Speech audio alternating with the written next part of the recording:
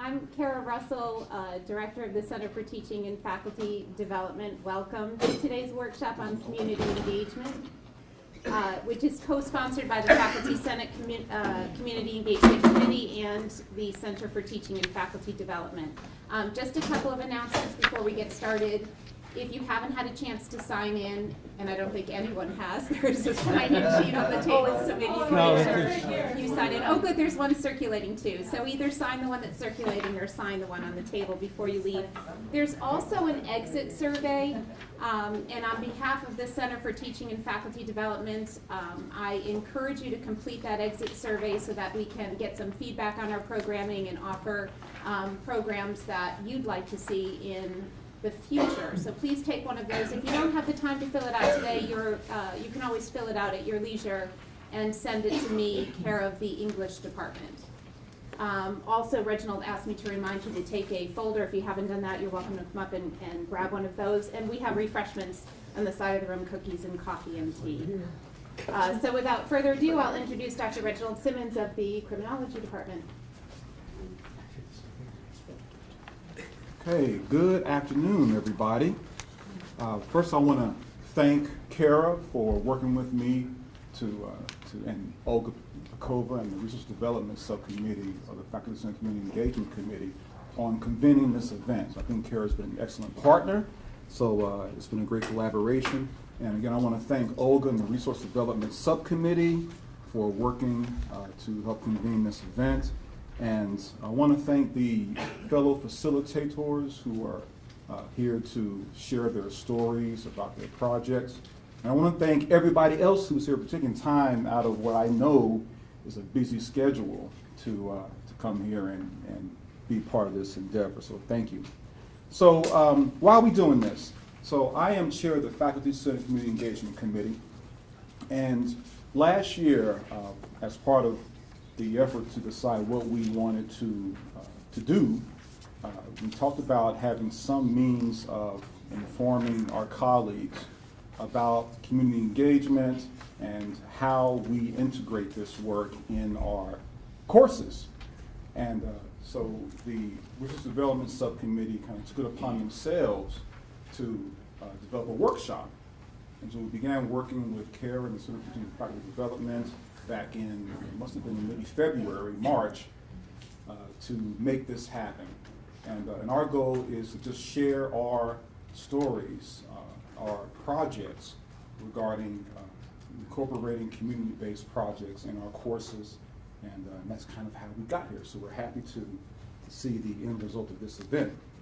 I want to kind of start out by just giving a few key terms, and you all have this in your folder. There are a few PowerPoint slides that are in your folder, and this is just kind of a little background here. And first is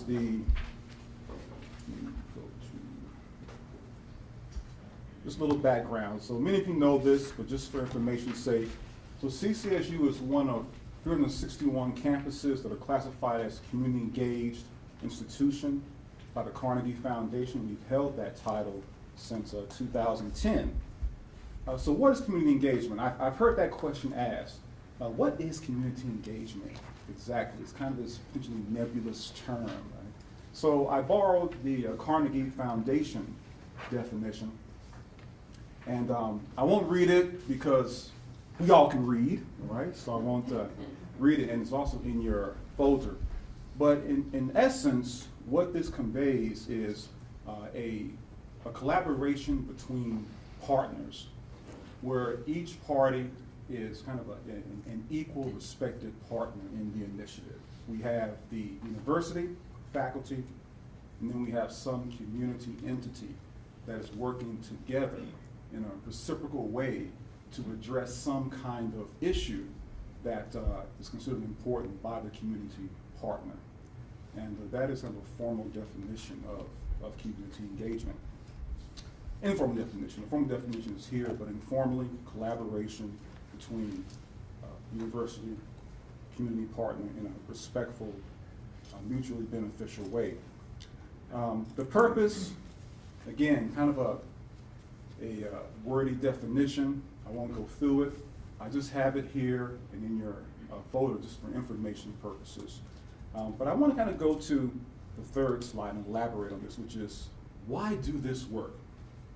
We're all busy faculty, right? And we're definitely kind of inundated with tasks and requirements. So why do this work? And there are a few things that I think are important for this kind of work.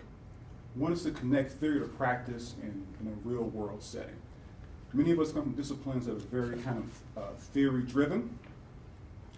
And in my work, when I've done this work, there's no better way to really kind of have students really understand that theory than by putting it to practice in some meaningful way. That student can really see the benefit of that theory in kind of a real world setting. I think that's really beneficial to the students and rewarding for me as well. Provide students with marketable skills and experiences. I've had students come to me and say, thank you for involving me in this project, in this class. I put it on my resume, and when I interviewed, it was really helpful to see that I have some experience in the field. So that's kind of a very pragmatic benefit to our students. And also, engage in activity scholarship that can make a difference, And for me, I think that's a major benefit of this work. I think it benefits scholars as well as the students to be involved in work that makes a difference, whether it be for the community entity or for the students or for both, ideally. So those are some few reasons why this work of incorporating community-based projects in our courses and perhaps even in our research is a meaningful, worthwhile endeavor. A little background there. So without further ado, I'm going to kind of turn it over to my colleague, Jessica Hernandez, who's coordinator of the Office of Community Engagement. And she's going to talk more about the resources that the office has to bring to support all of us to do this work.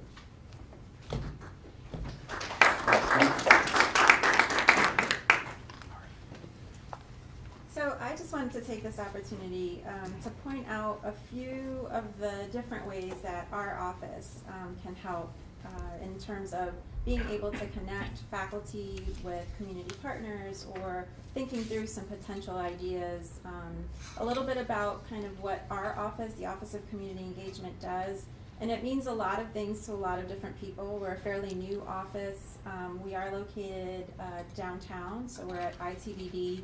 And while at some campuses there is a division between an Office of Community Engagement that is very student-focused, that works to coordinate volunteer opportunities and help students connect with the community, and then a separate office where there is a support for service learning and working more with faculty. We're still at the beginning stages, and so while the focus is really for us to figure out how do we bring a little bit of New Britain to the campus and then our campus to New Britain, you know, I am still involved in some ways with partners, with agencies that are looking for volunteers who will periodically let me know about opportunities for students to engage. So while I can't really promise that our office has a whole list of volunteer opportunities for your students, and I am working a little bit more on the side with our community partners to identify what needs are, to identify some meaningful projects that then we can take back to faculty. Right now, it is a little bit of a lot of different things, but so a few things about our website, and I'm going to make a shameful plug right now about our Connecticut Publics Makes a Difference month. I have some flyers. If you're curious and want to encourage some students, there are volunteer opportunities next week. But our Get Involved site, and our site is under construction, so please excuse us while we work on this. One thing that might be of interest is the list of community organizations that, again, will be a little bit easier to get to once we finish making the changes on the website. But this is a list of some of the partners that we work with, a little description about what the agencies do, the contact person at that agency. Some of our partners have actually given me projects that they are hoping to get some collaboration on with faculty members or with students. So this is a good site to just, or a document to look through to get a sense for what some of the needs are, who our partners are, and some ideas to start brainstorming. And I think one of the examples here might be the New Britain Housing Services. So they have an actual kind of list of, a wish list of the kinds of things that they'd like some help with. So that's one thing that might be of interest. The other thing under our faculty page, and I'll just show you here, some of these links we're working on making sure that they are active, but we do have some specific information about service learning, about partnerships, but one of the links on here for resources is this Campus Compact. So we all belong, so we're a member of the Connecticut Campus Compact, and they organize us in terms of best practices, other kinds of resources, faculty development. But the homepage has a wonderful link to journal. It's the Journal of Higher Education on Community Engagement that actually has faculty members who have submitted for publication. But on here, let's see if I can get to it very quickly. There are some faculty submissions and a number of different syllabi as well for different content areas that you could actually plug in, and it gives you some community engagement service learning projects that have been done across other campuses for different content areas. So if you're ever curious or interested to see how other faculty members in an engineering department or a math department have incorporated service learning, this would be a really, really good site to go and see some other syllabi that have been put up here. And then the blogs are really interesting from faculty members who talk a little bit about their work, what some of the challenges have been for them, how they've really overcome those challenges, and what their students are gaining, as well as how this is helping them and some of their engaged scholarship that they're doing. So those are kind of the main things that I did want to point out. The other, let me go back here, area that I wanted to know is under Community Central, and you may see us talk about either Community Central or the Office of Community Engagement. So the office is kind of the big umbrella, and Community Central is an actual location where it's dedicated space for faculty, for students to use in community engagement or service learning projects. So oftentimes it's where are we going to meet? It's that we have a hard time maybe getting some of our students or our community members that we want to serve to come to CCSU. So this is a great storefront location in New Britain's downtown that can be utilized for a number of different, for meetings, for faculty members to actually do projects, for students to use for planning. So I just wanted to make sure that you all know that that is an option and it's available. But under the Community Central tab, there is this Propose a Project, and this is for community partners to propose projects to us, as well as students or faculty members who have ideas, they want to do a service learning project. This gets submitted to our email, and then we can follow up with either a community partner, faculty, or student that wants to propose a project. So I don't want to spend too much time. I know that we have a lot of other folks that are going to talk about some really interesting things, but I did want to make sure that I touched on those few things as far as resources. I know funding is a very big part of this, as well as transportation, and we are working on figuring out how to do that a little better. I know Connecticut Fast Track has the potential of helping somewhat, but our office does have a small amount of funding that could potentially go to support faculty members. Again, we don't have huge amounts that we can do, but we do have some money reserved for materials, for faculty members who maybe want to pay for food or some other kinds of things related to your projects. Thank you.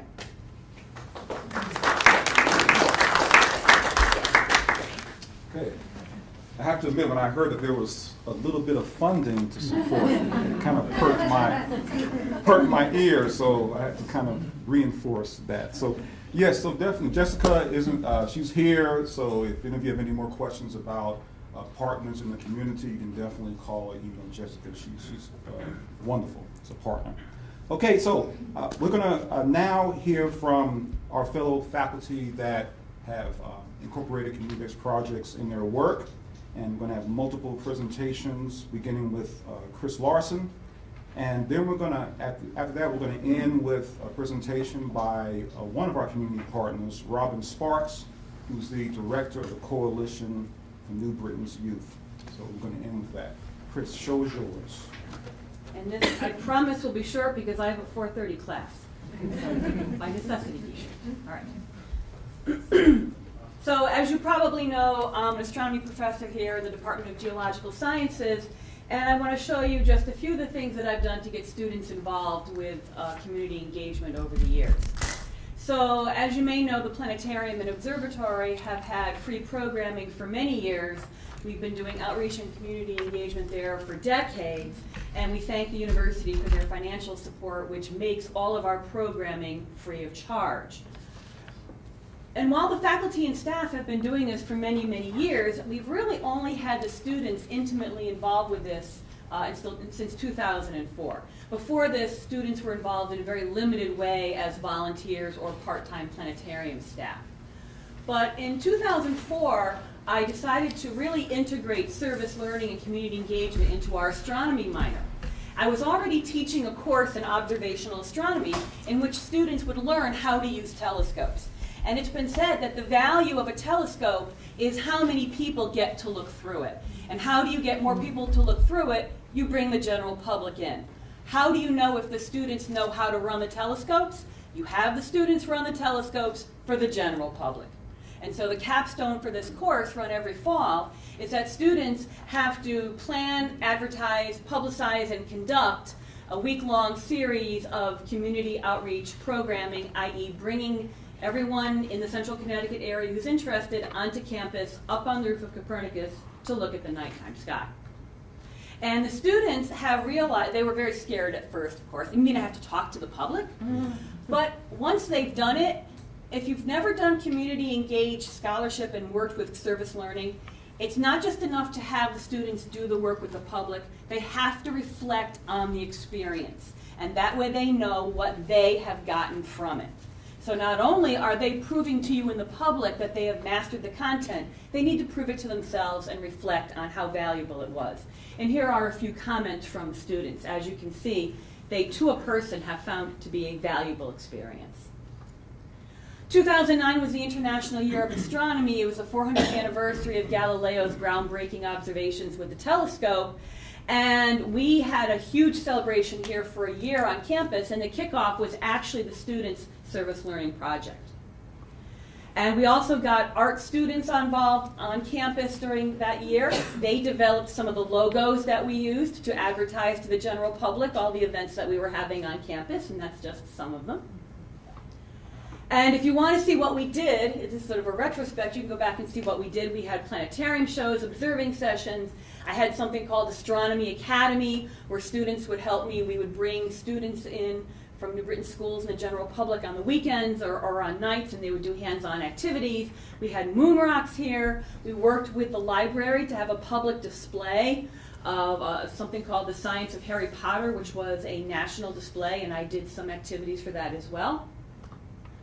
And I offered a few courses on astronomy outreach and engagement. In 2009, I offered a topics course where there were only 3 students in there. It was a senior level and grad course. And they developed and again gave what's called the 100 Hours of Astronomy project, where essentially we had several days of people giving of their time to collectively bring people onto campus and do astronomy activities. And one of the undergraduates in this course was hired by the Connecticut Science Center partially because of their experience in this course, that they proved that they could work with the general public. I also teach a course for people who are going to be elementary education majors, And for a number of semesters, we brought them into New Britain local schools. They taught science lessons, and they did some limited after-school programming. And the students thought that, again, they were scared to death, but it was a very valuable experience. They learned what it was really like to be in the classroom, teaching students, and also teaching out of their own content area, getting out of their own comfort zone. And given that what we've done here, we also have done other things in my department. We had a topics course on science community engagement, where students were placed in New Britain schools of their choice, and they worked on science-based projects.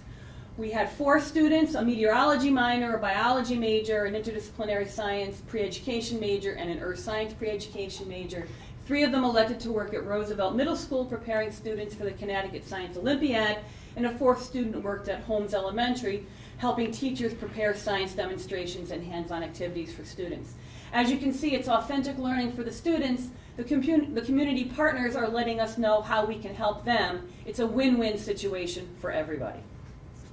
The student portfolios track their progress and the pitfalls, and the students evaluated the students. There were extremely positive evaluations, and they actually want more students to come and be involved in the future. And again, this is what reflection from one of the students. Okay?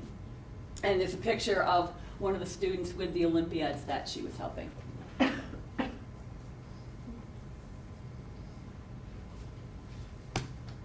We've also, we had 2 majors who did research projects for their research component of their major on community engagement projects. They actually did an assessment to see whether or not there had been change in students' attitudes towards science and coming to our 7th grader Partners in Science programming.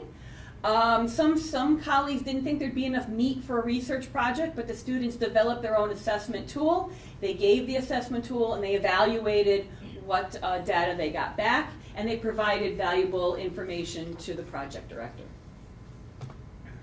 And both last year and coming up this Saturday for Earth Science Day, the majors and minors in my department are running a day-long series of hands-on science activities keyed in with National Earth Science Week.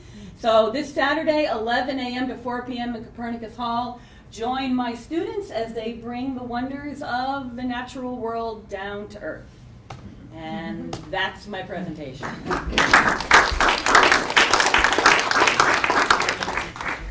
Thank you, Chris. Now I'm off to class. Thank you, Chris.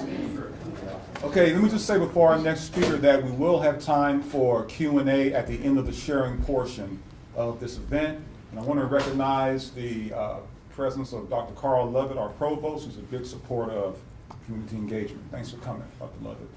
Michelle? Thank you. So I don't have class until 5:55, but I promise I won't go on and on till then. I do want to pull up a website, though, if that's okay, since I noticed we have internet access here. I don't have any PowerPoint slides, but I think this will probably tell the story just as well. So much perhaps like some of you, several years ago, I came to a workshop on campus because I wanted to somehow integrate service learning into my courses, somehow get involved in that with my students, but really didn't have any solid ideas on how to do that. I had a very vague idea based on one of my own undergraduate experiences. So I'm in the technology and engineering education department, and my own background is in engineering. So when I was in mechanical engineering undergraduate, one of my professors had a relationship with an assisted living facility in the area, and every semester in one of the courses that I took with him, the students would work on projects that the facility had come up with based on the needs of their residents at that time. And my project was a redesign of a call bell. The person that we designed it for couldn't use a traditional call bell, so we had to make some modifications to it to accommodate him. The details of the project, I don't remember that much, and that's not really the important piece. It was the impact that doing something for somebody else had on me. And of all the things that I learned in college, and many of which I've forgotten, that experience really stayed with me. It really made me feel so good to actually make a difference in another person's life. So that was all I had as an idea, and I came to the workshop and just talked to some of the facilitators there. A couple weeks later, maybe, one of them got back to me, actually Andrew Clark from the IMRP, and said, well, you know, I know somebody, one of my good friends works at an assisted living facility in Rocky Hill. Why don't we have a conversation with him and pick his brains? So we did that. And that individual said to us, well, every day I sit in my office and I stare out my window at this sea of used wheelchairs, used medical equipment that are literally just rotting outside. They're not even inside, they're in the back of a garage that they ran out of room to store them and they're just sitting there. And he said, surely like somebody could use these. They probably need a little bit of work, but there must be somebody who could benefit from these. So yeah, that's a really good idea. So okay, I'll go check out the stuff, and we went there, and I was like, all right, I think students could take at least some of these on as projects and fix them up, but then how do I get them to the people who need them? And after a little more talking to people, and a lot of it is just pieces of the puzzle that have to fall into place, and the more you talk to people, the more that starts to happen. I find out that there's a nonprofit right in Bloomfield that, Chariots of Hope it's called, and they have been supplying people who need wheelchairs with chairs for years. They collect them in used condition, and then before I contacted them, and they still are, they've been working with the Department of Corrections and having the chairs repaired by the folks there. And I contacted them and I said, well, how would you feel about maybe getting involved with CCSU and letting some of my students refurbish some chairs, and then we'll donate them to your organization? And they said, wow, that would be marvelous, we'd love that. So I said, cool. So now I actually had all the pieces I needed to have some kind of a project, and I teach an Intro to Engineering course. Every semester I teach it, and the first time I did this, I said to my students, okay, this is an option. You don't have to do this if you don't want to do it. I confessed I'd never done it before, so I really wasn't too sure how it was going to turn out, but we were going to give it a try if you wanted to. And the vast majority of students chose it as an option. Now I do have to confess their other option was a test, so I kind of put the odds in my favor there. But I think even if it hadn't been that as the other option, I think they would have chosen it anyway. And I can say that because I've gotten feedback from my students afterwards that they really enjoyed the project and they wanted to work with me afterwards. Even after the course was over, after they got their grade, everything's all said and done, they still wanted to volunteer their time just to continue working on the project. So that was the wheelchair project, for lack of a better name at the time.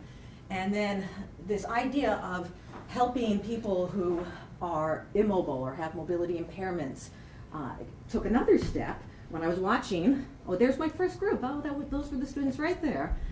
And then this other, let me go to artwork, this other project that grew out of it. So I'm watching the World News one night, and there's, at the end of the broadcast, after they've delivered you half an hour of how horrible the world is and everybody's killing each other, they like to end on a good story, right? End on a high note. So they see this Making a Difference piece. And it happens to be about a group at the University of Delaware who wanted to address the problem that for very young children, typically age 3, 4, and under, there are no power wheelchairs. There are no self-propelled mobility devices for these children. It isn't even a matter of they're expensive and they can't afford them. They don't exist. So they got the idea, well, I wonder if we could take just an off-the-shelf ride-on car that you buy at Toys R Us or Walmart and make a few modifications to it so that a child who can't use it normally would be able to not only use it as a toy, which is pretty cool anyway, but as a means of mobility. For many of these children, they don't have that. And it worked. They did this, and the program really took off where they were, and now it was on the news so that other people could learn about it. I said, this would be a perfect extension of what we're already doing. So, not too long after that, took a road trip down to Delaware and met with those folks and said, I really want to bring this to CCSU. And fortunately for me, and she happens to be sitting in the room, I had a student who, when I pitched this idea to, and I wasn't sure how she was going to take it because she already does a lot for our program, she's like, oh, I'm in, we're doing this. And Megan said, I'm sorry, I'm embarrassing you. But again, I just wanted to say that because it's all more evidence to me that like we are onto something, that students really latch on to this. It isn't even a matter of they have to get credit or a grade for it, but they really want to do it. So that's Go Baby Go, which now you can see our umbrella term for the work that we're doing. We call ourselves CCSU Cares. We're always looking for a catchy name. And I kind of like things that when you spell them, like when you put the words together, they spell something kind of meaningful. So we call ourselves CCSU Cares, stands for Collaboration for Assistive Resources, Equipment, and Services. I think it gives us the potential to possibly grow into other related areas. I'm planning to go to a toy hacking workshop in December to try to learn a little bit more of things we can do possibly for future projects. And you can see here some photos. We've had so far 3 Go Baby Go events.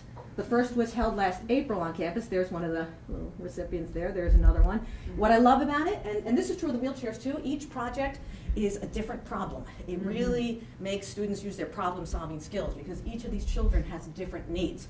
Some of them can't use the typical steering wheel. Every one of them gets a button that makes the car go as opposed to an accelerator pedal because they often can't use their legs. But then beyond just that, some of them can't use the wheel, so we have to put attachments on it so that it's more, it's a different means of steering the car. Or in the case of that girl there, we had to attach tethers for the mother to steer the car, while the child was making it go. That girl in particular, I remember the mother coming up to us afterwards and saying, we've been trying to teach my daughter the meaning of stop and go for months, and she never got it. She got it in 15 minutes today because now she's in control. She's the one who's making her car stop and go. And she preferred go, by the way. And that's another piece of it, I think, is the reward of meeting the recipients, the students, getting to talk to the parents, getting to see the look on the parents' faces. And that, I think, is that same feeling I got when I helped a person back when I was an undergraduate student. So I'm thrilled to be able to bring that to my own students now. And I'll stop. So, thank you all.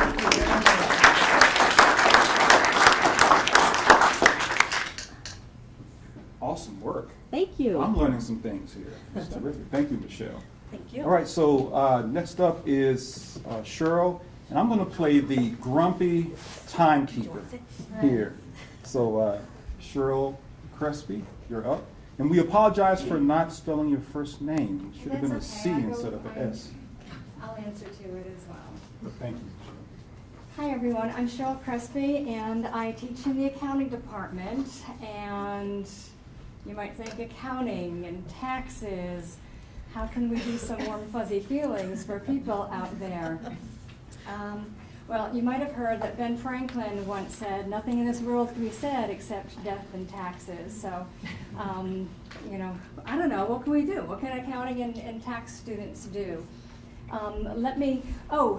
Michelle, I don't have a class at all tonight. So, sorry, Reginald.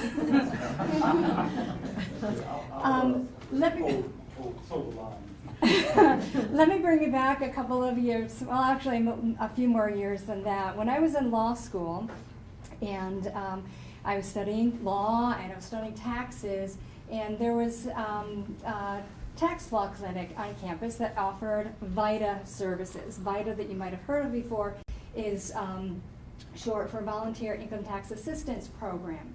I became involved with that. I got trained. I became certified by the Internal Revenue Service. I did volunteer work. I completed low-income individuals' income taxes for free, e-filed them for free.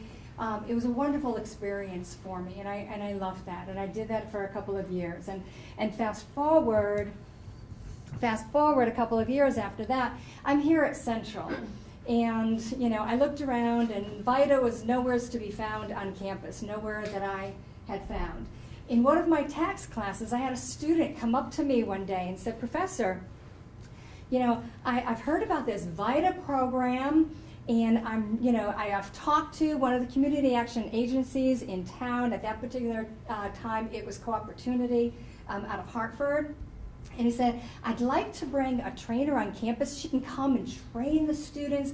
They can go out there, they can complete people's individual income tax returns, and they do it for free. Imagine, I don't know if you've paid for your tax returns, but an average tax return can go for about $260. So my student Dan just kind of like took this and went off with it. And he's arranging the room, and he's getting food, and he's going to the dean and requesting this and requesting that. And I just let him take off with it. It was a fabulous experience. He recruited students, he signed them in, checked them out, made sure they all got certified. Well, Dan since graduated, and the next year I thought, well, you know, time for me to pick up the ball and take over where my student left off. So, you know, from our students, we can learn an awful lot.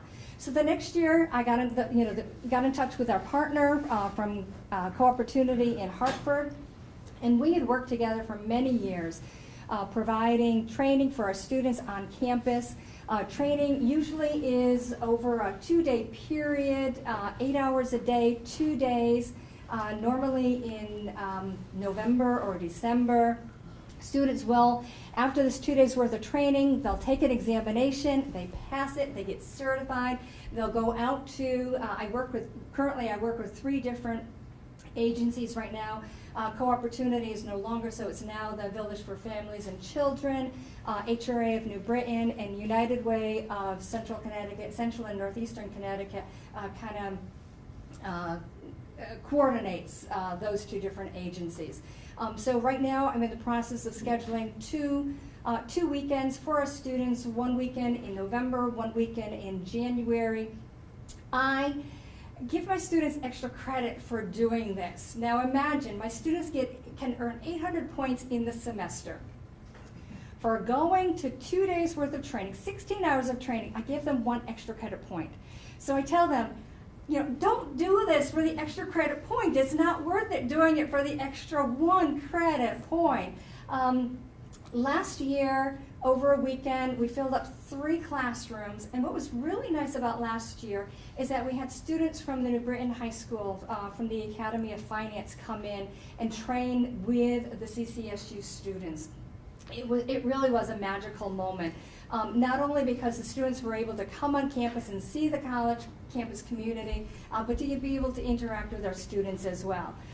You know, so 100 students, New Britain High School students, returning volunteers, staff members from the university came for the training as well. We got them certified and sent them out to various different VITA sites in the area. Let me back up a little bit. If you earn $53,000 or less, you can get your tax returns completed and e-filed for free through VITA.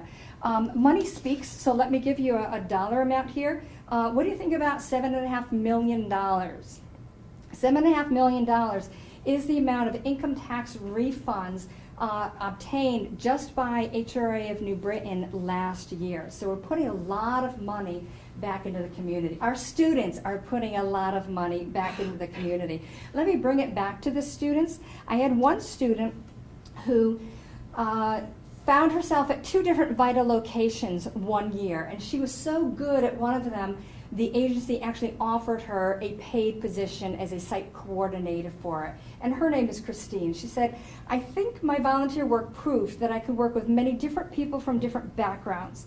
I also understand the laws, and when in doubt, I know to find the answers. This experience cemented my aspiration to obtain my CPA license. So for our students, I see Reginald, yes, thank you. So for our students, especially our accounting students, and it's not just for accounting students, anyone can do this, whether you have a background in accounting, taxes, whatever, you get trained in 2 days. We had another student who was a bilingual accounting major. She said, I'm so excited that I started VITA. I can have some real life experience, and typically, her name is Justine, she only speaks Polish to her grandmother, and she was really excited that she was able to speak to some Polish clients who came to the VITA site. So, this is a wonderful opportunity for all of our students here at the university to get real life experience, get that warm, fuzzy feeling dealing with taxes. Yes, it's a possibility. It definitely is. So, I know I've already been given the warning, so I think I'm going to call it at that. But it's a wonderful, thank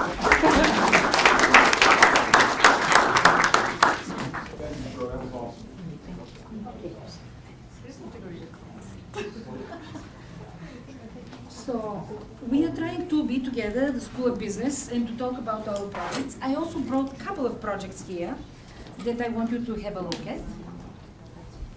And I'll be really trying to be very, very short. And now, all of this started in 2004 when I was given to teach. Actually, we created a new course which is called Project Management. It was IT project management, so we have two courses in project management now. We have project management for business as well. And to be honest, in 2004, I was on the lookout for a new, nice, interesting case studies that can be used by my students. Teaching project management obviously requires projects. So it took me only one semester looking for case studies. And I discovered that I'm doing something wrong. They did it using case studies, they worked in teams, but it wasn't the thing. So for us in technologies, service learning is a great thing. So then I started looking for small businesses to do my project with small businesses. And we had quite a few interesting projects. We had a project for a scrap metal company. We had a project for a flower shop. We had a project for Snow White website. It was a little shop for snow blowers. We even had a project for the kebab house. It is called Sahara now. Some of these projects were successful, some of them were not successful. In what sense?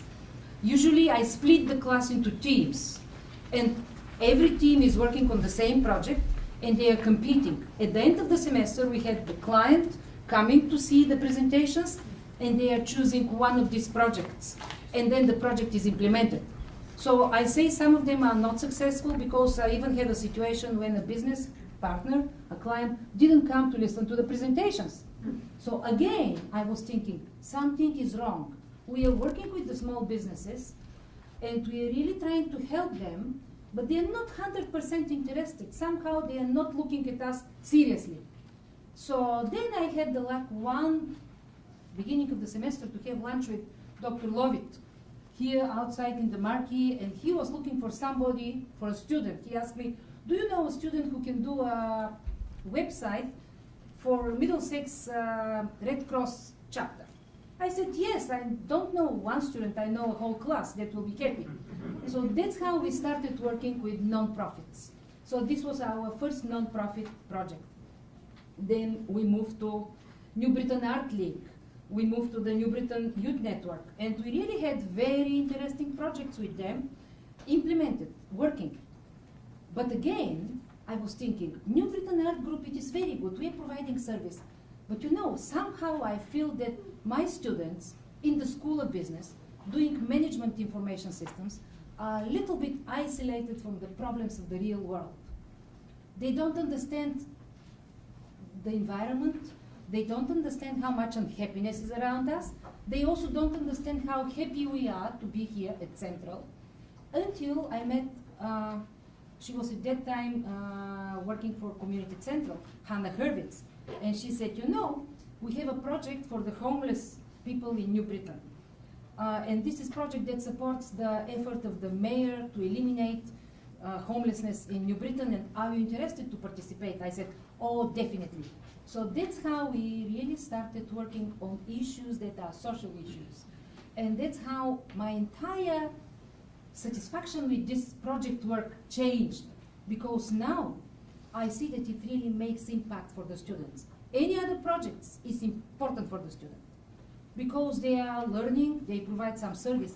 However, when they really get involved with the community, I see that their way of thinking, their civic engagement, everything changes. Of course, we have reflections on these projects. So just to mention a few of these, so we did homeless website for Community Central, and it was presented at the CCSU Museum Collaborative. It was a very nice project. We worked with Believe in Me Empowerment Corporation. So this is the project here, Believe in Me Empowerment Corporation, which is a corporation in New Haven working with children of underprivileged children, urban children. We worked the last 2 semesters with the Institute for Municipal and Regional Policy, and we had a very interesting project with them that provided website for children with incarcerated parents. Again, When we do the project, we are not only doing the project work, because this is project management course, time management, scope management, cost management, etc. Not only we do technical stuff, creating the website, but the students also have to learn a lot about what are the problems of these children. They have to go to different websites, they have to get information, they have to do a couple of research reports that are very important, because without understanding the core of the problem, they will not be able to do the website. So what I'm happy about is that I'm joining technology with social awareness, and this is something that very seldom we achieve in the technologies. This semester, we're even going a notch above. This is my last. We have a project which is again with the Institute for Municipal and Regional Policy, but it is international project. We have also a client which is in Uganda and another client which is in UK. We video conferenced, and now we are working on creating a website that is going to serve as a hub for the International Coalition for Children with Incarcerated Parents. My students are very excited, and really I'm looking forward to see what are the results of this project. One last thought, the only problem is the real implementation after the end of the semester, because we come with wonderful ideas, we create the web projects, but then I rely on the goodwill of one or two good students. They already got their grade, and they are not obliged to come back and to implement the project for the company. Last semester I got a grant, $1,500 from the Institute of Municipal and Regional Policy, which provided opportunity for a student to continue with the work and really to implement it. But definitely I advise you, work on such projects. It's a reward for the students, it is good for our partners, and it is good for you as faculty also. You feel really that you're doing something different. Thank you.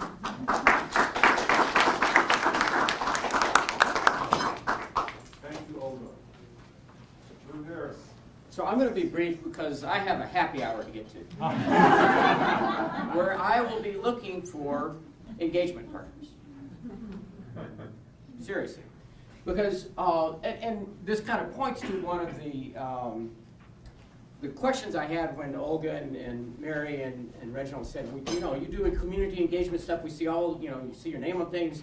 I said, do I really, by your definition? Because not exclusively, but mostly I work for people who want to have for-profit entities. You know, are those community partners? I think they are, because I'm working with entrepreneurs who are creating jobs, creating a tax base, creating jobs for maybe some of your students, or maybe some of your students coming to me and, you know, I'm helping them work on jobs. So we have a number of courses that we either do consulting projects with. Greg Berry does some of that stuff where people will bring contained projects. I have a capstone entrepreneurship course where I let entrepreneurs come and pitch for teams. It kind of is a flip there, you know, they're pitching for our teams and competing for our teams, and almost always some of them don't get teams, and that gets them some skin in the game. It helps them to actually take what we do seriously. So that was one of the questions I had, is like, am I really doing community engagement by what you think of it as? Now when I was happy to see these definitions, because I don't see anything that says it has to be a not-for-profit entity. I mean, I have done work with New Britain and the museum in town here. The second question was a different kind of question. So all of the stuff we're talking about is doing these things where we're doing projects for these other entities, but the other thing that I spend a lot of time doing is dragging those entities here. And you've probably seen email from me about the elevator pitch competitions. Well, that's a community entity who's putting up cash prizes, and then anywhere from 4 to 10 people from businesses and service organizations who come and judge, but also give feedback and interact with our students. So they're coming here, I have classroom speakers, but this is an extracurricular thing, and they engage with that. I have when we run our business plan competition where they come and I find mentors for all our teams. You know, those are people in the community who are engaging in a reciprocal relationship with us that's mutually beneficial. I mean, the people do this, they all do it pro bono, and they do it because they get something out of it, whether it's their feel good, the sort of reciprocal of the wheelchair thing, or because they're learning something. A lot of times they feel like they learn something when they come and engage with our students. And certainly our students get a lot from that. So you know, that I raised these two questions, is it, you know, are we including the for-profit entities in our engagement? And when we bring the community here to engage and support and be involved with us, is that engagement? And I think that was my role today, was to ask those two questions and just share that with you. And McFadden's and West Hartford, and anyway, it's a bunch of entrepreneurs getting together, and you know, the next elevator pitch competition, November 2nd, senior students, and then we'll have a business plan competition in the spring. It's all good. Thank you. Thank you very much. Okay, last but not least, we have Mary Collins, who this year was awarded the Connecticut Campus Compact Community Engaged Educator Award. So, which is definitely a prestigious award. Hey. I'm going to take a slightly different tactic. It's awesome to see everybody here. I just wanted to talk generally about the three things that I feel I have to face every time I tackle a community engagement project, and that's partner, logistics, and money.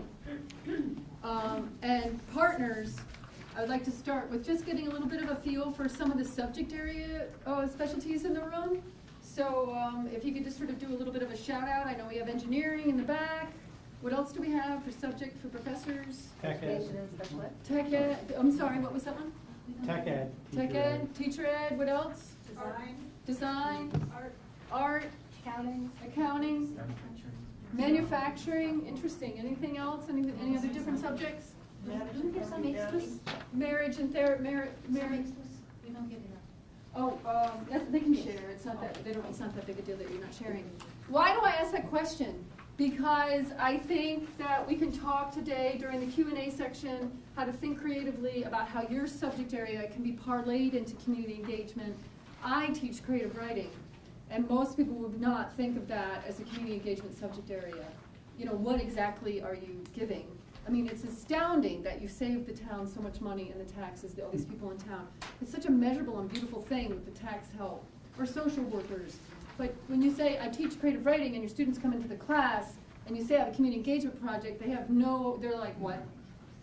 And I feel like there's almost every subject area at the university could connect within community engagement, and that would be the biggest pitch I would like to make today. My students come in as writers. They're not outstanding, but they're solid. And I train them to be story catchers. And so then I send them out into the community, and we produce publications.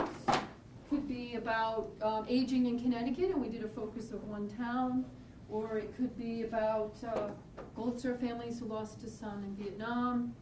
We produce the content. They have to go on location. They have to learn how to interview. They have to take the transcripts. They have to convert them into essays. What's our contribution? So many people now have no way to share their stories. The writing skills in most communities are tanking. So I try to convince them, you may not go on to be a professional writer, but you're going to be one of the best writers in your town. And what can you do with that? How can that be a useful skill?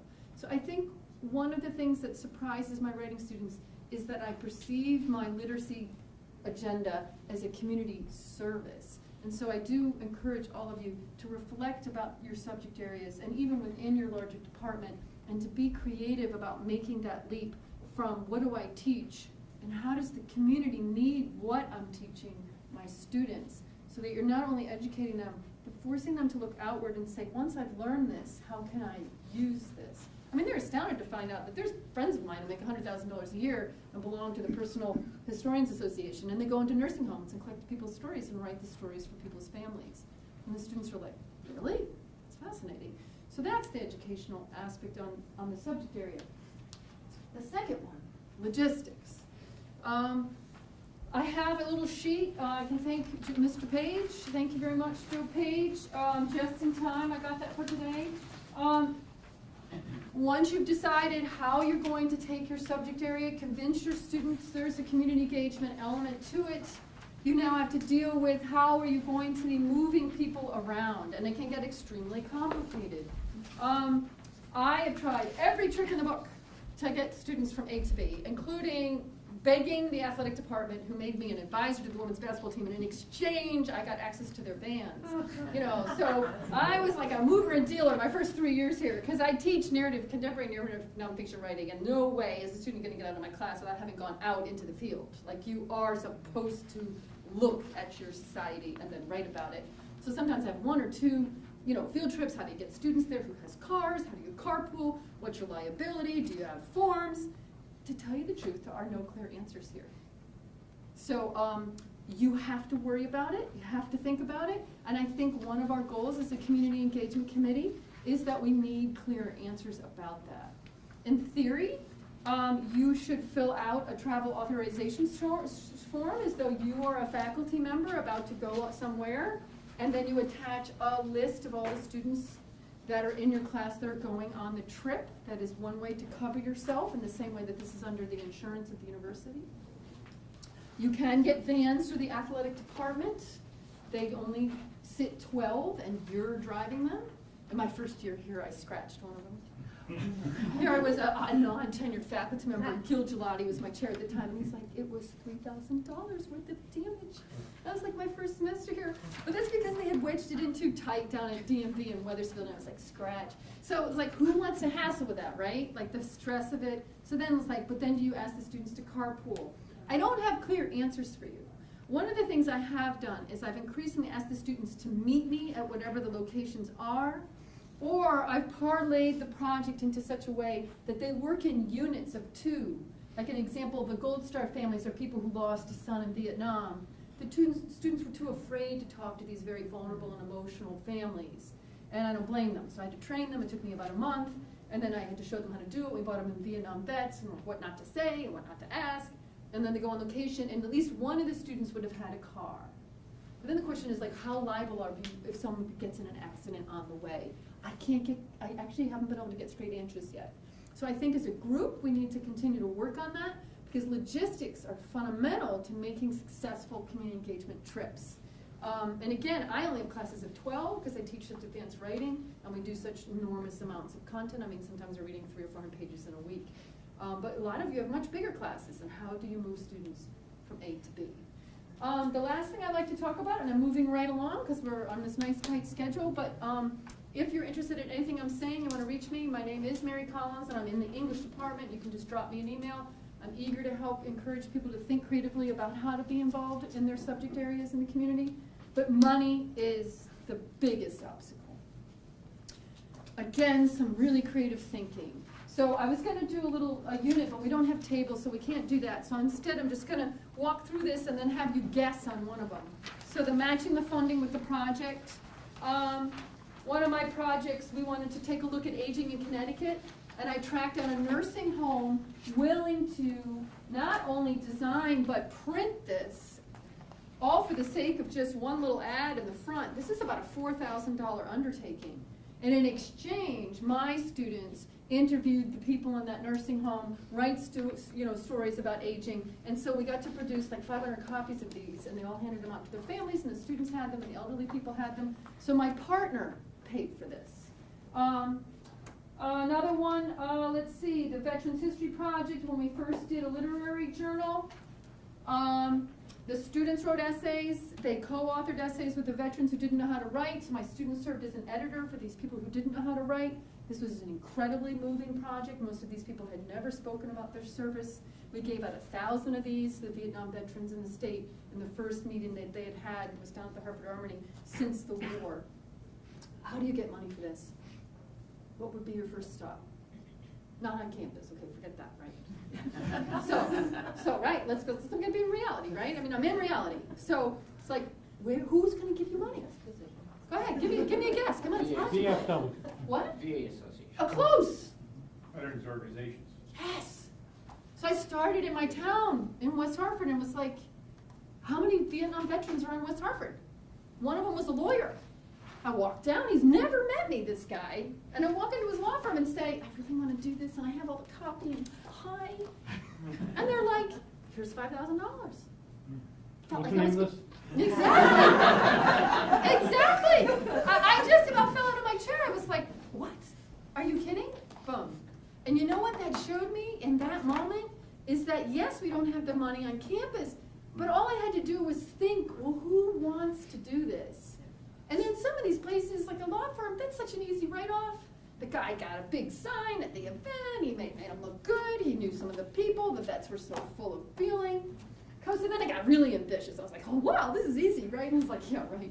Oh, so we were gonna do another one, and so that was the Gold Star Project, where the families had lost a vet. We produced a magazine, but more importantly, we produced a $5,000 travel exhibit of these enormous panels. I brought a paper copy of one, but we're moving along here. So, and they're very big, they're very beautiful, they're traveling all over the state. And we got someone from the design department to help us with the design aspect of it. But between the magazine and the panels, it was a $10,000 project. And we were asked by the Veterans, Association to do this, by Eileen Hurst's office to do this, and the travel exhibit is just so expensive. So, what would you do? You have to raise $10,000 if you want to do this project. You've already hit up the Vietnam veterans. The Connecticut Veterans, project that Eileen works with doesn't have any money. You can't get much from the school. I got a little bit of seed money out of the School of Arts and Sciences because I told them, if you can let me just create the template, I can go to other people and say, this is what we would like to do. So I was really stumped. Turned out there was a West Point Society of Connecticut. I just kept thinking military. Tracked them down. Turned out like 80% of the members belonged to the Trumbull Rotary Club. So I'm thinking investigative. I mean, I'm an investigative reporter. I'm thinking about connecting dots to get the money I want. One visit in 30 minutes to the Rotary Club of Trumbull netted me $10,000. They gave me a $5,000 grant, and then individuals came up to me and said, one guy came up to me and said, here is $1,500. We are so excited that you're doing this. So not only are the communities looking for partners, but you'd be surprised how much resources are out there that they're actually looking for a place to put them so they can be proud about what they're doing. So those three things, you've got to find your partners creatively, you've got to think about the logistical situations, and you've got to be much more aggressive and optimistic about where you can go to find money. So those are the three things I wanted to talk about today, and that's it, because I want to make time for. Well, I hate to use up too much time, but if you're interested, I can tell you about that one. Are you interested? Yes. Okay. So the very last one is the New Britain Industrial Museum. Okay, I admit I bent the rules. Okay, so totally. Again, so the Connecticut Humanities had a themed thing going on called Connecticut at Work, and I knew about the New Britain Industrial Museum from previous stuff I had done. I wasn't, as a faculty member of the state of Connecticut, qualified to apply for the grant, but I didn't care. I got it, I filled it all out, and I took it down and said, Karen, who's head of the museum, could you just sign this? She signs it, she's the name on the grant. I don't care if my name's on the grant, I don't need to put the grant down looking all famous. She gets the money, she's my partner, Connecticut Humanities is happy as a lark. So that was an example of where officially I'm not allowed to apply, but my partner can apply. And we got the grant to do this wonderful prose photo exhibit. And I have to say, Eleanor's in the room, and she was a big part of that because they created the design for it. We had it at the gallery downstairs. It was a great example of a cross-department exhibit. Did the photography, the layout. My students did the interviews. And I admit, I spent $250 of my own money in the newspapers of New Britain because we needed to come up with subjects, people that were willing to be interviewed, that had been working in, because it was all about the heyday of industry in New Britain. So we needed to get about 50 people willing to be interviewed to get the content.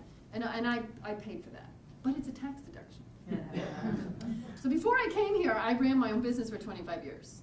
So I get how to get clients, how to get deductions, and I'm thinking like an entrepreneur while doing my projects. So I'm eager to work with anybody who wants to think like that and how you can transform what's going on in your class in ways that you wouldn't have thought of it that way. So, thank you. Thank you.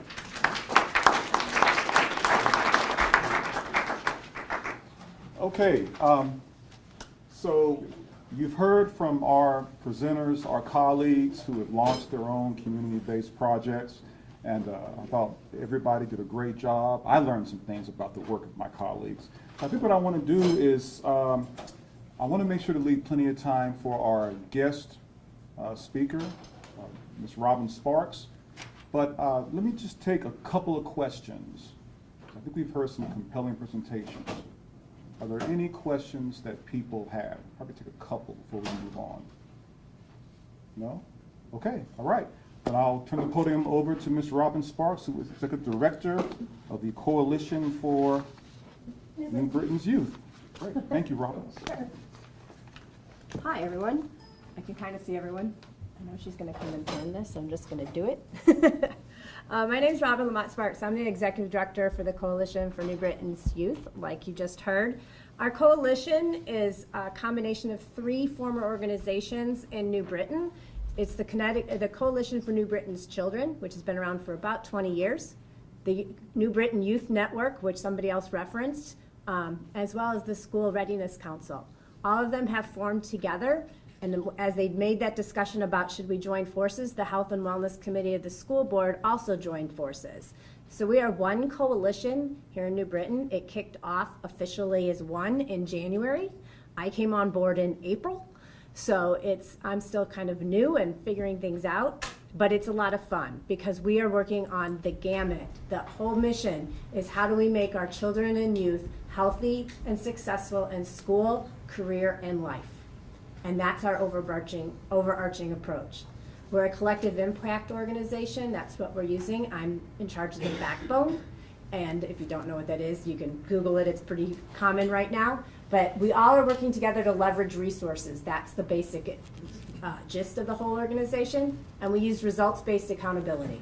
So everything is data-driven. That's why I think there are a lot of opportunities here for students. A little bit of my background. I started off my career, it's very funny to hear some of the stories about being out in the community. My graduate program, we had to do that a lot. I have a master's in public administration from the Maxwell School, and they make you be in the community quite a bit on projects. After that, I went down to Washington. I have worked in the House, the Senate, and NASA, and the FBI. Moved up to New York because I met a boy, and he had 2 kids, and he lived in upstate New York. So I went up there, and luckily the boy is still around. And I worked in nonprofit, and then I actually worked for SUNY Albany, where I worked in their public policy and administration department. Got a chance to coach Division I volleyball, not the direct route that people would take into Division I coaching, but that's how I ended up here in Connecticut at Quinnipiac, and I also was adjunct faculty there. My students got involved with, and I helped them, a Title IX suit, and eventually you lose your job when you do that, so that's how I've ended up back into policy. And I actually taught at Fairfield last year in their School of Public Administration, also which they're just getting up and going as an adjunct faculty. So I've come here, and this is really fun for me because now I'm once again at the 30,000 foot level and not local, just completely looking at one project. And it's difficult, but it's fun, but I think I can be a very good resource for many of you who want to bounce off ideas. Our coalition, I have some paperwork that just describe it, and it's up front, which will give you some background of our successes already. But we have 4 main strategy groups. Youth and Workforce Development, which really works everywhere from 9 to 24, and how do you deal with students, getting them to graduate on time, and then have a good career, and be college ready, and then career ready. We have Health and Wellness, which you talked about. They are really dividing right now. They've taken 3 indicators that they have decided to work on. Mental health issues here in New Britain, and how do we address those with youth and children. Obesity and asthma, and they're looking at best practices right now. And teen pregnancy. How do you address teen pregnancy as a community when New Britain is one of the largest teen pregnancy rates in the state?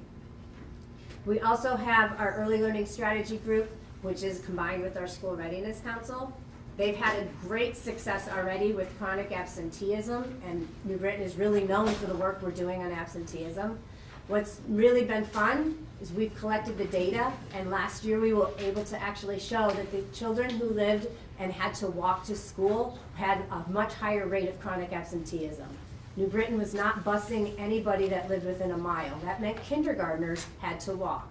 And if mom is pushing one in a stroller and has 2 more and nothing's been shoveled, guess who's not going to school? So now this year, we've changed in the busing with all that data, they've decided to go ahead and bus kids within a half mile.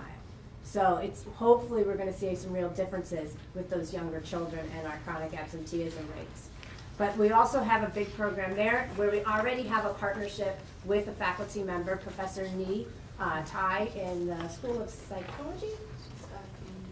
Community Psychology. She's working with our summer enrichment experience. We had a program that's been going now like 11 years, but in the last couple of years it's really, really grown, where we're looking at the kids in kindergarten through 3rd grade and the bottom 20% of their reading. They come into school for 3 weeks in the summer. The morning is all instructional with the school district. In the afternoon, it is all community-based providers, and we are using the same kind of curriculum between them. So they all have the same training on how we're talking to children. This summer, a big emphasis was using complete sentences, and everybody did this. So the kids were in Taekwondo in the afternoon and had no idea that their morning was being reinforced in their afternoon. We don't have the test results back this year, but last year we know we negated all the summer learning loss in some of those children, and some of them, because we have a couple years of data, are making real gains in their reading. When you have 65 languages spoken in your school district, it is a huge undertaking. But those children this summer were engaged. There were 730 of them. We had over an 80% attendance rate, and we had a waiting list of teachers wanting to do it, because they're getting a chance to also do some own professional development and approach the curriculum a little bit differently. It's a really great program. Professor Nee has been involved. She had her students do a pre and post assessment, and they're analyzing the data with the students right now. Our last group is Family Connections and Stability.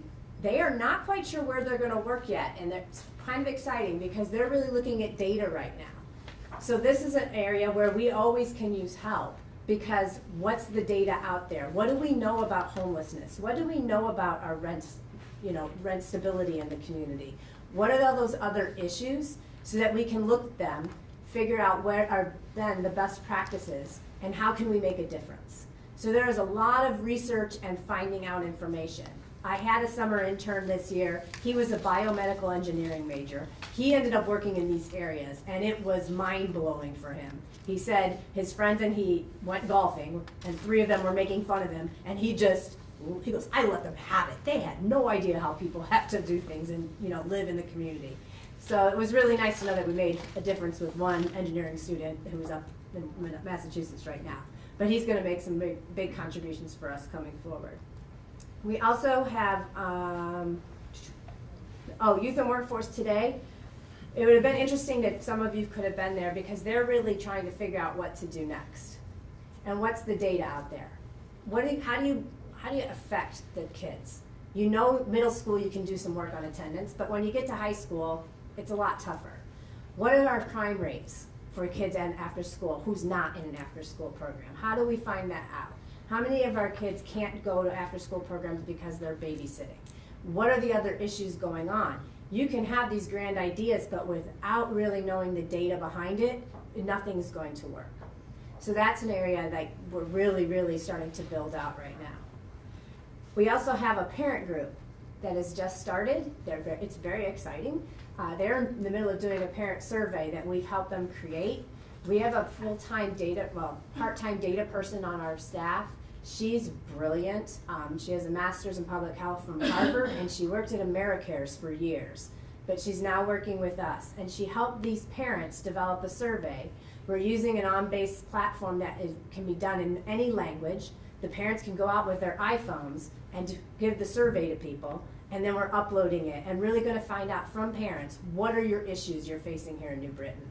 It's not up for us to tell them. The parents and the ground really needs to tell us what's going on. It's easy, and some of the things we need help with, we can do the translations, but we don't have anybody who can read them to make sure they're correct.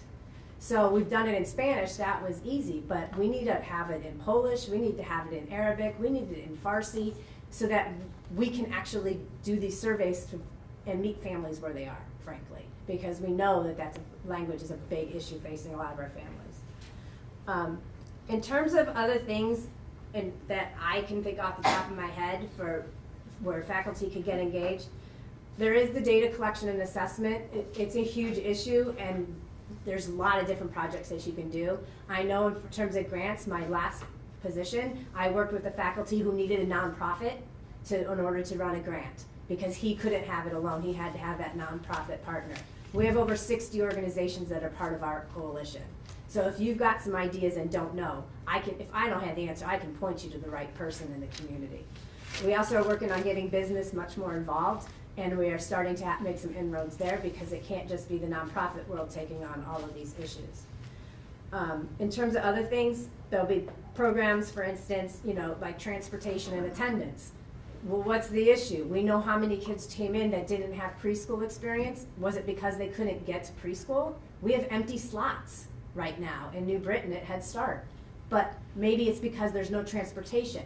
But we need data to be able to prove that, to be able to go to the policymakers and say, here is the problem. We can't get families to those services. Or maybe it's cultural. We know with one person who's already talked to us that in some cultures it is inappropriate for children to do anything, their mother's in charge of them till they're 7. Well, guess what? They're coming into first grade way behind. And now you're trying to work on those issues. So maybe we have to make some inroads there. We have to collect that data, and having some help to go out and find out what's really going on the ground would be great. There could be little things like testimony if you have some politics majors. We're about to come up on a short session. It is going to be fast and furious, and I certainly can't be in all places at all times. So there's going to be a lot of opportunities, especially with this budget coming up, to have your students be very involved in the politics side of it. Other things are just hardcore, like technical. I need a database. I mean, that sounds funny, but I have 4 different strategy groups going on. I need to know who's attending. I need it to be an app so that the people at the meetings can just go here, here, here, here, here, or not. And then we can pull up the data and call people who haven't shown up. Right now, logistically, trying to manage 4 big strategy groups, which have over 60 partners and different things going on, is a challenge. The information that has to flow when I'm the only full-time staff, I have a part-time data and a part-time marketing person. That's it. So there are some real challenges when it comes to just information and communication that are really legitimate big issues. I think we have 4 different email lists going on with one of the programs, and I can't get constant contact to talk to our website. So there's a lot of things out there that I think that's just me. There are other partner organizations that definitely have issues like that. So if you're looking for technical. I'm trying to talk fast because I know you guys don't want to be here all night. The only other thing is then there's also training that needs to be done, and this could be something where there could be a partnership. We have a professional development committee. So you could come in and you could do it maybe for early learning, and that's your expertise, so we can bring in partners in the community, and you can bring in your students so they can hear real world problems going on and what are best practices. There's health and wellness. There's the older after school network. We've had a variety of different kinds of trainings that have gone on really well, and we're really trying to build leadership capacity in the community itself. Because if you look at the community and who's working in nonprofits, it doesn't look like our community. And that's, I think, a real problem. So we have got to figure out how to build capacity within New Britain so that these things can continue to go on in the future. The only other thing I would say, and I know Jessica and I have talked about this, if you're going to engage in with the nonprofits here, and I can only speak from the nonprofit, you have to remember that it's not just a one-time shot deal. You can't just be a taker. You really got to be seen as a partner. I live in a community where the university, there is not a good town-down relationship, and it is seen as a taker. They come in, they do, they leave. And nonprofit is left all of a sudden with this program and no way to continue and sustain it. That's what we're trying to change with the coalition. We're partnered very closely with the school district. They want to have it be seamless, where it's not people going into one school. We're looking at it across the system, and how do we systematically make things better in New Britain, not just pockets. So that was my fast and furious 7 minutes for you. Thank you. So Ms. Sparks is, so you can reach any of us at any time if you have any questions about our presentations. But I think Ms. Sparks is a resource for us. So why don't we spend the next 5 minutes entertaining any questions you all might have? Because here's an organization that's looking to partner with us. So if you have any questions about that, feel free to ask. Bam. I'm really glad you brought up the continuum. So do you have a list of projects that are one-time things versus things that must be sustained term after term after term? Or do you mainly only have projects where you need a partner that can continue term after term after term? I think some of our organizations have some one-time projects that are shorter term. It'd be one of those things where if we had a conversation, I could go out and then specifically ask, because it's not like I have a list sitting in my office, Yeah. except that I'm in the meetings enough to hear people. Today, I don't know, there was probably 15, 20 organizations in a meeting today. I was in a different one yesterday with a different strategy group. That was another 20. So I hear what's going on in their own agencies as well as what's going on within our coalition. But I think it's really important. One of the leaders today, she said, you know, you have to be willing to do work to be a part of this. So you're going to be hands-on, and everybody's expecting that. There is not this, oh, was really nice, great, put it on a shelf. That's not what the coalition is about, and that is a real culture shift and a shift of thinking for a lot of our partners. But I think that there are opportunities, like for a writing project. I'm sure if we brought that up, there'd be a couple different organizations that would be really helpful. The parent group could be one, because there are some fascinating stories in New Britain, and they just haven't been captured by anyone. So, Or even that they need to have something written up. yeah. Because I was thinking about health and wellness. I'm teaching writing about health in the spring. Mm-hmm. Well, do they need handouts for the community?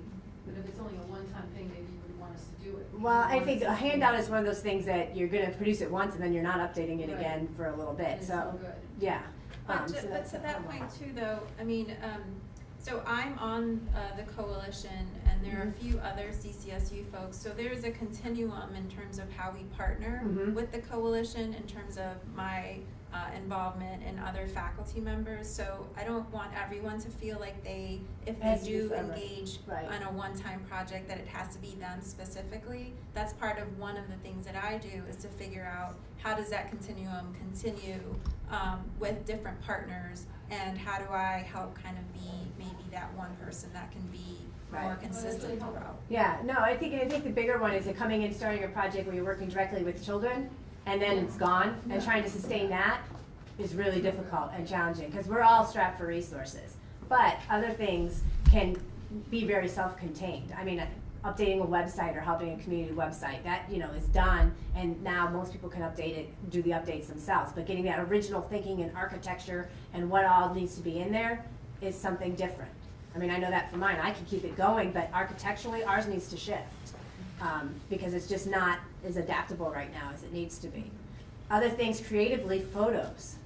I mean, we are always looking for photos in the community. I just paid $200 to do Main Street USA to someone to please take photos for us of children and youth. And I and my daughter walking around getting the signatures for the photo releases.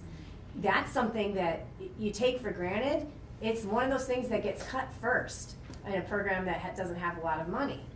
I think it's really important, so I put that in there. But for many who come from the nonprofit world and didn't come from politics and policy, they're thinking very differently. But it's a great opportunity for students to come in and do some writing, to write and help produce and design a newsletter to get that up and going, things like that.